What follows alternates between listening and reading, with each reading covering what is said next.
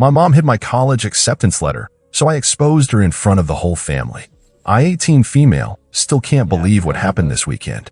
My entire family dynamic has imploded, and I'm sitting in my room wondering if I went too far. I always knew my mom, 46 female, had issues with me moving away for college, but I never imagined she would actually hide my acceptance letter from my dream school and lie to my face about it. Then at our big family gathering, when I confronted her with the evidence, everything just exploded.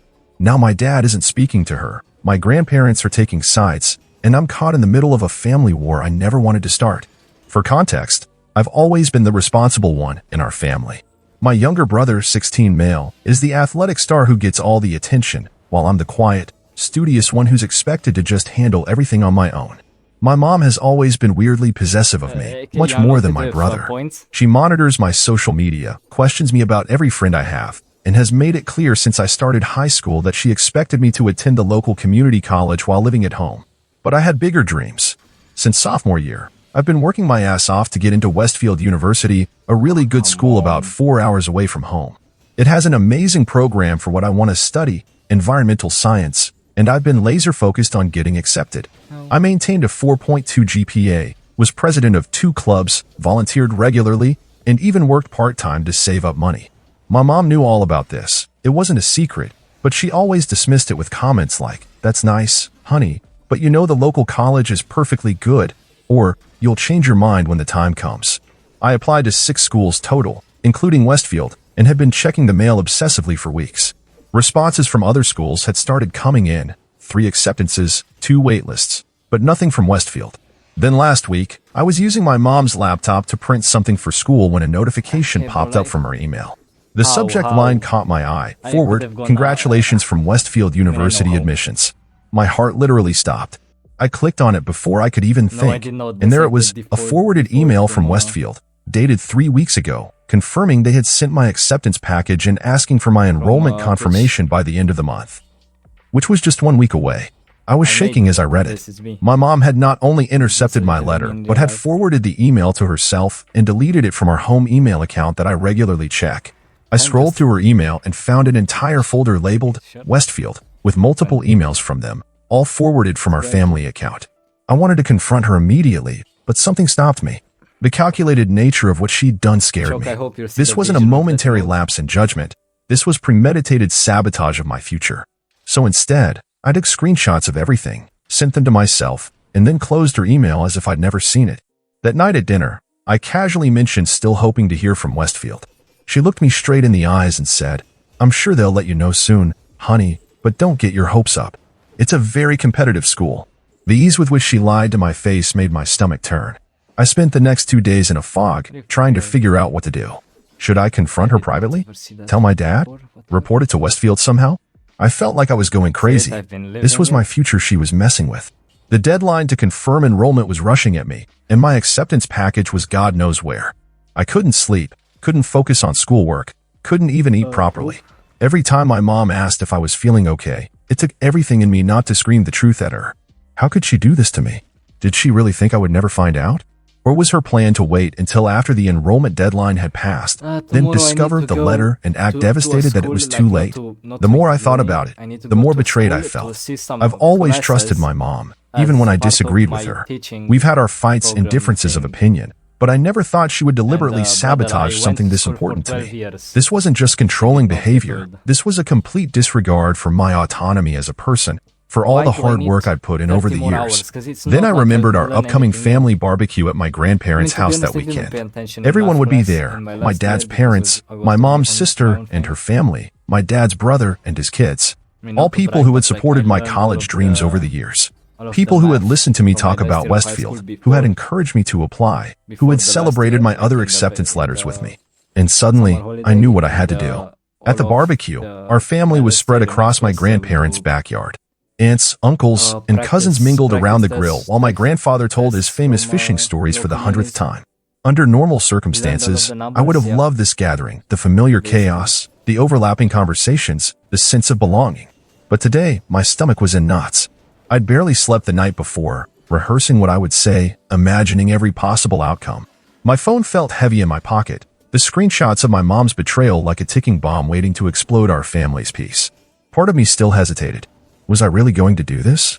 In front of everyone? But then I'd remember the casual way she'd lied to my face, how she was willing to derail my future without a second thought, and my resolve would harden again. The conversation naturally turned to college plans as we sat down to eat. My cousin had just committed to State University, and everyone was congratulating him. My uncle turned to me with a smile. How about you, kiddo? Any news from that fancy school you've been talking about? Before I could answer, my mom jumped in, putting her arm around me. We're still waiting to hear from Westfield, but we're not counting on it. The local college has a lovely environmental studies certificate. The way she said, "We're still waiting," made something in me snap. This collective, she used, as if we were partners in this process rather than her actively sabotaging me. I pulled out my phone, opened the screenshots, and handed it to my dad who was standing nearby. Actually, I got accepted to Westfield 3 weeks ago, but Mom hid the acceptance letter and deleted the emails from our family account. The silence that fell over our backyard was deafening. My dad's face went from confusion to shock to something I've never seen before, a cold, controlled fury. My mom's grip on my shoulder suddenly went slack. What is she talking about? My dad asked my mom, his voice terrifyingly quiet. My mom's face went white. I was going to tell her. I just wanted to make sure she was making the right choice, that's all. My grandfather, who had been standing nearby, took my phone and looked at the screenshots.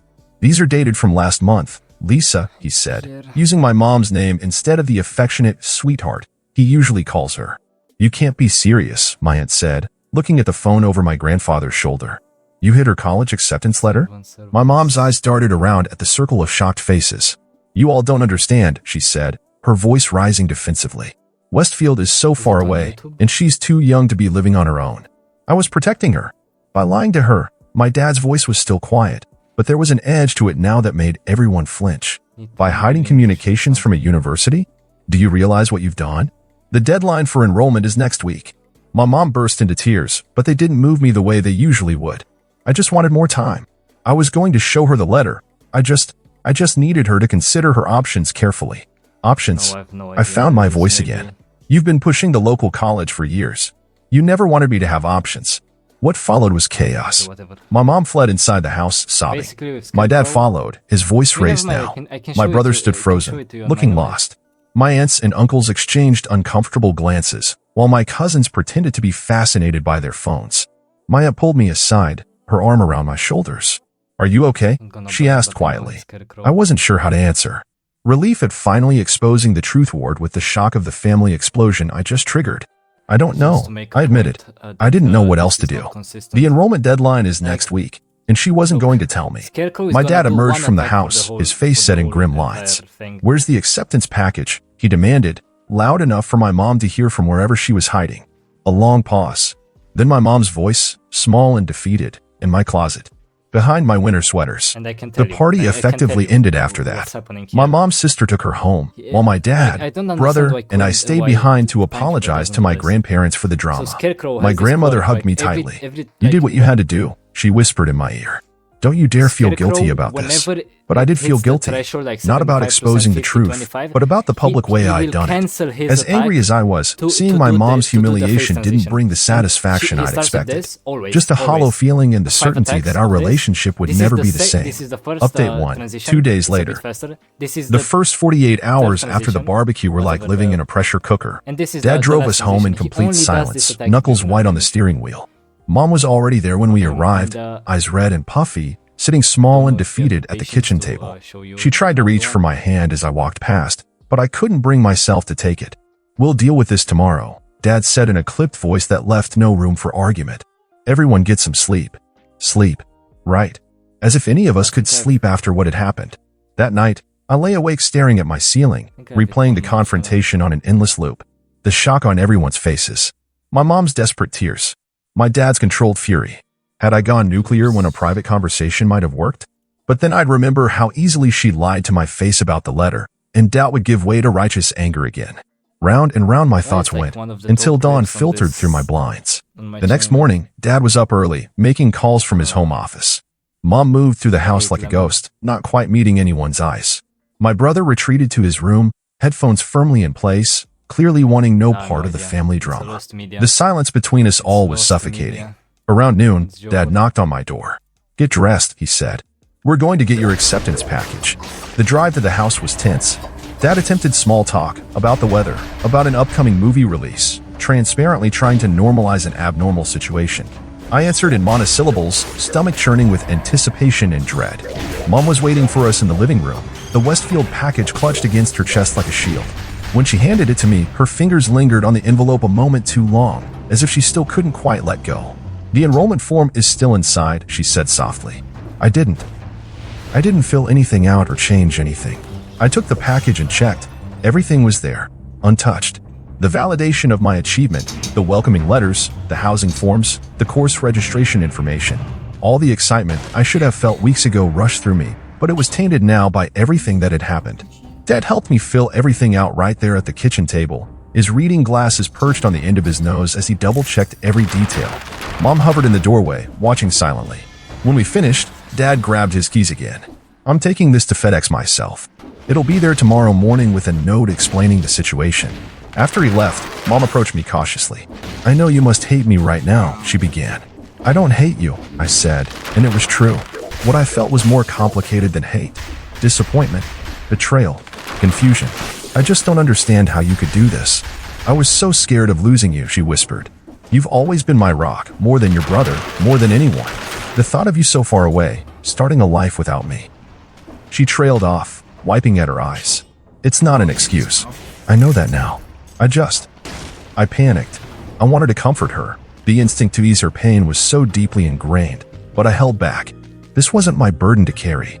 "I need some time," I said finally, and retreated to my room. That evening, the admissions office from Westfield called. The woman was incredibly understanding, assuring me this wasn't the first time they dealt with parental interference. They would process my enrollment despite the deadline. Relief flooded through me. I hadn't lost my chance after all. When Dad came home, a weight seemed to have lifted from his shoulders. "It's done," he told me. "You're officially enrolled at Westfield for the fall semester." For the first time since the barbecue, I felt myself smile. Later that night, Dad and I sat on the back porch, watching fireflies appear in the gathering dusk. "I'm sorry I didn't see what was happening," he said quietly. "I should have been paying more attention." "It's not your fault," I assured him. "No, but it is my responsibility. You're my daughter. I should have protected you better." He looked at me, really looked at me, perhaps seeing me as an adult for the first time. "I'm proud of you for standing up for yourself." That took real courage.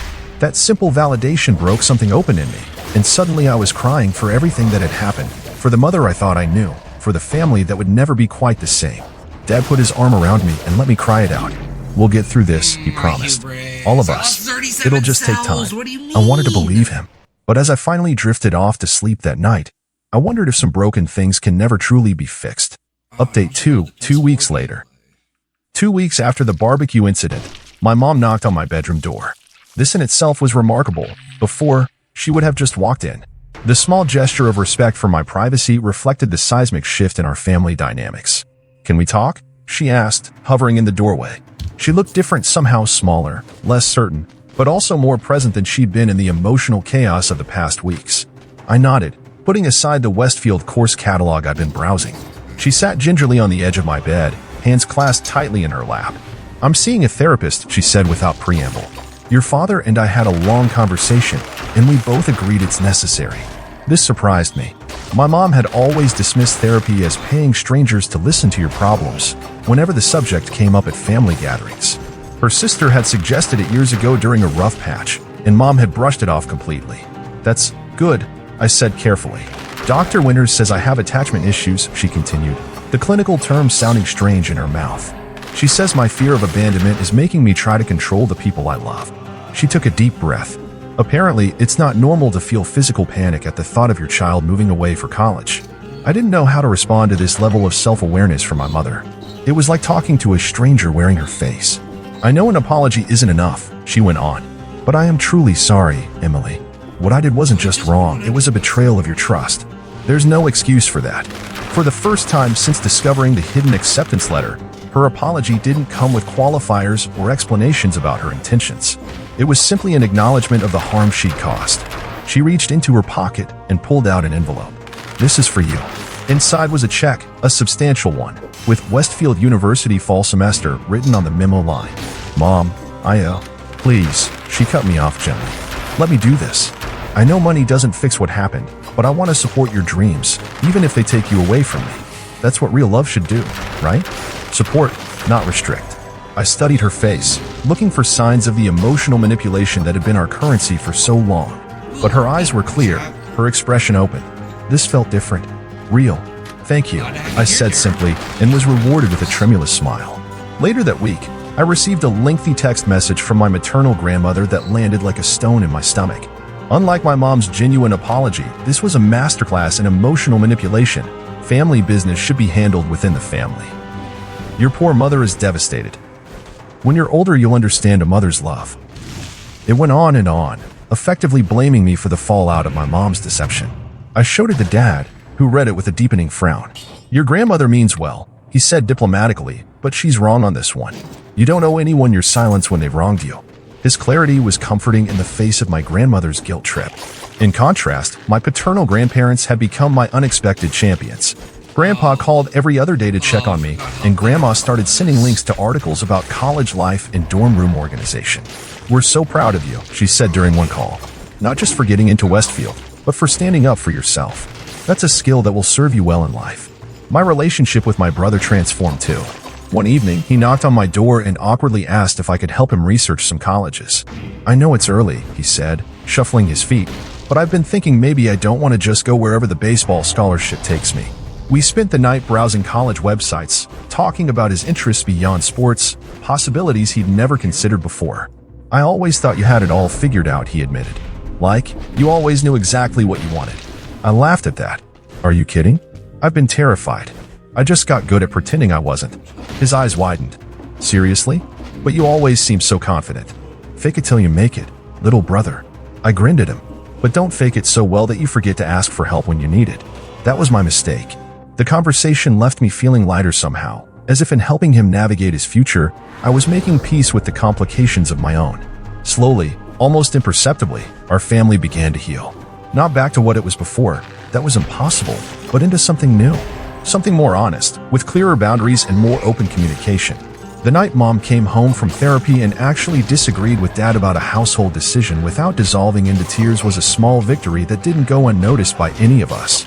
I still had moments of anger and doubt, especially late at night when I'd replay the confrontation and its aftermath. But increasingly, these moments were balanced by a strange new feeling. Hope, not just for my future at Westfield, but for what our family might become once the initial earthquake of truth had settled. Final update, 1 month later. Move-in day at Westfield arrived with perfect late summer weather, clear blue skies, a gentle breeze, and that particular golden quality of sunlight that marks the transition from summer to fall. My belongings were packed into our family SUV with Tetris-like precision, the culmination of weeks of shopping, planning, and packing. The drive to campus was charged with a complex mix of emotions. Dad was chatty, pointing out landmarks and sharing stories from his own college days. Mom was quieter but present in a way she hadn't been before, asking thoughtful questions about my class schedule and dorm arrangements without the thinly veiled anxiety that had previously colored such conversations. Your roommate seems nice from her emails, she offered as we crossed the state line. It was smart of you to connect with her ahead of time. This small acknowledgement of my capability to make good decisions might have gone unnoticed a few months ago, but now it registered as significant progress. I caught Dad's quick glance of approval in the rearview mirror. The campus was buzzing with move-in activity when we arrived, cars unloading, parents hugging teary freshmen, orientation volunteers and bright t-shirts directing traffic. My stomach fluttered with a mixture of excitement and terror. This was it.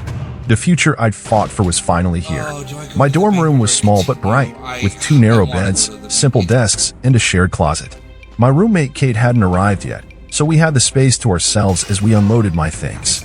Mom immediately took charge of making my bed with the new sheets and comforter we'd picked out together, a task that seemed to calm her. Dad focused on assembling a small bookshelf, while I arranged my desk supplies and hung photos on the wall. There was something surreal about seeing my parents in this new space that was entirely mine. They looked simultaneously out of place and exactly where they should be, helping me transition to this next phase of life. I caught Mom looking at a photo I'd hung of the 3 of us from a beach trip years ago, her fingers brushing the frame gently. "You okay?" I asked quietly, coming to stand beside her. She nodded, blinking rapidly. "Just proud," she whispered, "and a little sad, but mostly proud." The moment was interrupted by Kate's arrival with her own family, bringing a flurry of new introductions and the cooperative chaos of 2 families trying to organize a shared space. By late afternoon, both sides of the room were set up, and the inevitable moment of parting could no longer be postponed. We walked together to the parking lot, the conversation growing more stilted with each step. When we reached our car, Mom surprised me by pulling a small wrapped package from her purse. "Just a little something. Don't open it now," she said, pressing it into my hands. "Wait until tonight, when you're settled." Dad hugged me hard. "You've got this," he said firmly. "And if you don't, that's okay too. We're always here." Then it was Mom's turn. She wrapped her arms around me, and I felt her trembling slightly with suppressed emotion. "I'm so sorry for almost taking this away from you," she whispered, so quietly that only I could hear. "Thank you for fighting for it anyway." And then they were in the car, waving as they drove away, growing smaller until they turned a corner and disappeared from view. I stood in the parking lot, surrounded by other freshmen having similar moments of separation, feeling oddly weightless. The package from Mom felt heavy in my hands, but I respected her wishes and tucked it into my pocket for later. That evening, after orientation activities and an awkward first dinner with my new floor mates, I finally had a moment alone. Kate was at a mixer for pre-med students, and the dorm room felt eerily quiet after the day's commotion. I sat cross-legged on my new bed and carefully opened Mom's package. Inside was a journal, bound in soft leather, with my initials embossed on the cover. A note was tucked inside the front cover, written in Mom's familiar handwriting. "For all your new beginnings. I hope you'll share some of them with me, but I understand if you don't. I'm learning that love means letting go, not holding on too tight. I'm so proud of the woman you're becoming, braver than I ever was at your age. All my love, Mom." I traced my fingers over the words, feeling the slight indentations her pen had made in the paper. It was perhaps the most honest communication we'd ever had. Later, as I lay in my unfamiliar bed listening to Kate's steady breathing from across the room, I realized that the knot of anxiety I'd been carrying for months had finally begun to loosen. The future stretched before me, unknown but full of possibility. For the first time, I felt truly ready to step into it. 3 weeks into my first semester at Westfield, I'm finally finding my rhythm. The initial disorientation of navigating a new campus, absorbing syllabus after syllabus, and remembering countless names has given way to something resembling routine. My environmental science classes are challenging but fascinating. Kate and I have settled into a comfortable roommate relationship, not best friends, but respectful allies in the strange new world of college life. I've even joined the campus environmental action group and started volunteering at the university's greenhouse. Tonight, sitting at my desk while Kate is at a study group, I find myself reflecting on everything that's happened in the past few months. The fairy lights strung above my bed cast a warm glow over the room, creating a bubble of calm that invites introspection. The journal Mom gave me lies open before me, half-filled already with observations, anxieties, small victories, and lingering questions. Chief among those questions, did I do the right thing? Was publicly exposing my mom's deception at the family barbecue the right course of action?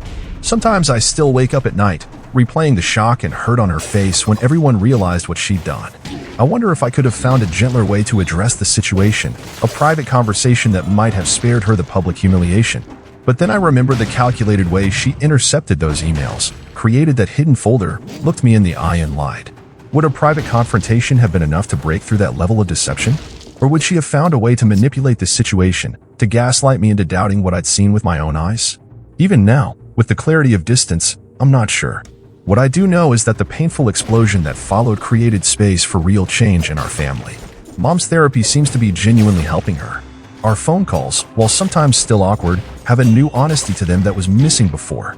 She asks about my classes and actually listens to my answers instead of immediately steering the conversation toward reasons I should come home for the weekend. Last week, she even mentioned she's thinking about taking some community college classes herself, something she's talked about for years but never pursued.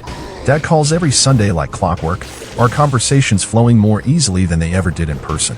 He's planning to visit campus next month for family weekend, and I'm genuinely looking forward to showing him around. My brother texts me random updates about his baseball games and college research, along with the occasional meme that makes me laugh out loud in the middle of the library. As for me, I'm discovering parts of myself that never had room to emerge at home.